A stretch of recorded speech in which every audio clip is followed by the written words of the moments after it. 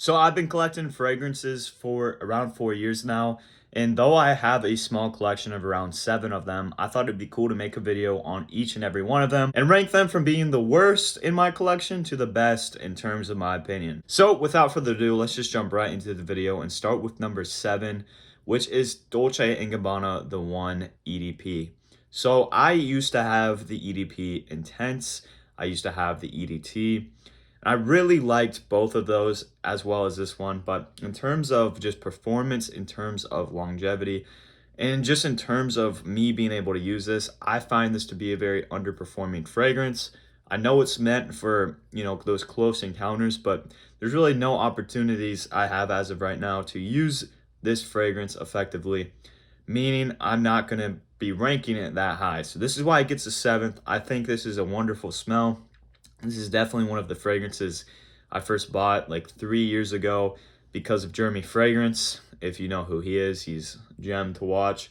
But it wasn't my first fragrance, but it definitely was something that did push me to get into cologne. But anyways, let's just jump right into number 6. So the number 6 spot on my list is going to go to YSL L'homme EDP. This one is pretty good. It's a fall winter fragrance. I actually put it on today. I tend to spray this around 5 times just because it's not as powerful as I would hope it to be, but it still does perform pretty good. And it's honestly not that great of a fragrance. It's pretty good, but it's not something that wows me and just really takes me away. But I do like wearing this every once in a while, and I think it's a pretty good fragrance nonetheless. Number 5 on my list is going to go to Versace Eros EDT. I just picked this up not too long ago, and it smells pretty good. However, it smells like your typical cologne. I think this is a really good fragrance, though. I really love the presentation of the bottle as well. It's really nice, but the EDT, I have yet to really experiment much with it, so I can't really speak on it that much. That's why I'm putting it in number 5 spot, but I really do like the smell. But overall, it's just a fragrance I can't wait to wear in the spring and summer, especially when I go down to Florida to see how this activates in the heat and see how it performs. Number 4 is going to go to one of the first fragrances I got in my collection. That's going to go to Dior Sauvage EDT Toilette. So the EDT of Dior Sauvage is still a pretty popular fragrance, and back then, 3 years ago, it still was also a pretty popular fragrance. This is something that has gone way past its expectancy, in terms of how popular it would be. Lots of people are just getting this fragrance that aren't really into fragrances. This is just the fragrance that everyone knows to be a cologne. But the reason I have it at number 4 is because this also did get me really into fragrances, and I still do like the smell.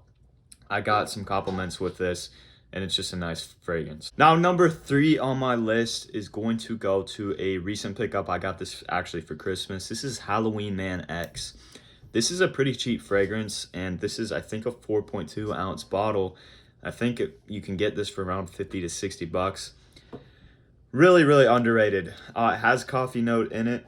That's what, when I first got it, I could tell, and I really like wearing this. So I spray this around 5 times. I get pretty good performance. And throughout the day, this fragrance goes from being pretty good to even better. And I honestly think this is pretty underrated in the fragrance community. I do really like Halloween Man X, and it's just a scent that I've been using more frequently than some of the other ones that we're going to be talking about. Now, so number 2 on my list is going to go to Acqua Di Gio Profondo. I just also picked this up.